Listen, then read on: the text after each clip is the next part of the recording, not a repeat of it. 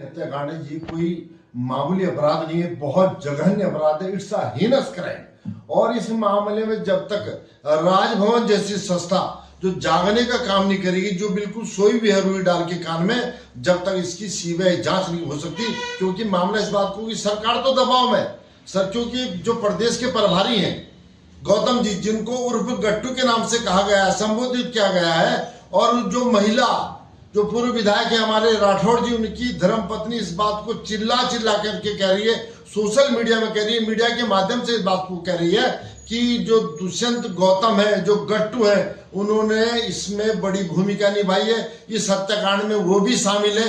हमारा से भी 2-3 सवाल सरकार से भी है, राजभवन से भी इस बात को लेकर के है कि आखिर इतने दिन से वीआईपी का नाम चला आ रहा था, सरकार ने अब तक क्यों जांच नहीं कराई।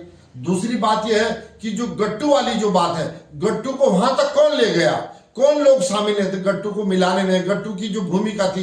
दूसरी बात, जो रिजॉर्ट था उसको ध्वस्त करने का काम किया गया बुलडोजर से, आखिर वो किसके निर्देश में, उसमें कौन लोग शामिल थे, इसमें बहुत तह तक जाने की जरूरत है। और मैं समझता हूं, मैं आज फिर इस बात को कह रहा हूं कि जो हमारा राजभवन है, जो गवर्नर साहब है, एक फौजी, आखिर मैं उनसे भी सवाल पूछना चाहता हूं कि आखिर फौजी साहब को क्या हो गया, क्यों अपना फौजी धर्म निभा रहे हैं। सरकार के उसमें इतने ज्यादा चाटुकारिता में इतने ज्यादा वो लीन हो गए कि उनको कुछ दिखाई नहीं दे रहा। अरे पूरे देश के अंदर इस हत्याकांड की गूंज सुनाई दी थी और आज तक भी हो रही है, लेकिन अब तक तो सरकार कह रही थी, धूल में लठ मार रही थी कि क्या होगा, कौन है वो वीआईपी। लेकिन अब उस महिला ने, जो राठौड़ जी की धर्मपत्नी, उन्होंने बिल्कुल स्पष्ट तौर पे कह दिया है, और उसके वीडियो भी वायरल हो रहे हैं, उसके तमाम जो चीजें अखबारों में, तमाम मीडिया में आ रही है। तो उससे सरकार का भी फर्ज बनता है कि इस पूरे प्रकरण की सीबीआई जांच हो, जिससे वो पीड़ित परिवार है,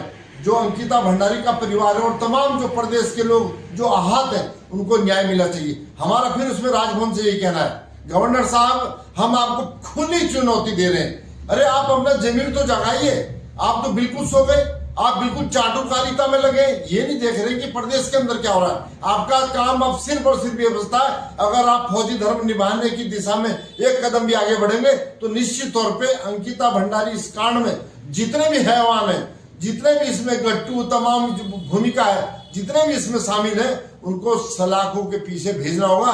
क्योंकि 1-2 लोगों को आपने रिजॉर्ट वाले को भेज दिया, ठीक है, लेकिन जो लोग इसके मुख्य सूत्रधार हैं, जो हैवान है, उनको भी सलाखों में पीछे भेजने के लिए सीबीआई जांच की कार्रवाई के निर्देश सरकार को देने चाहिए।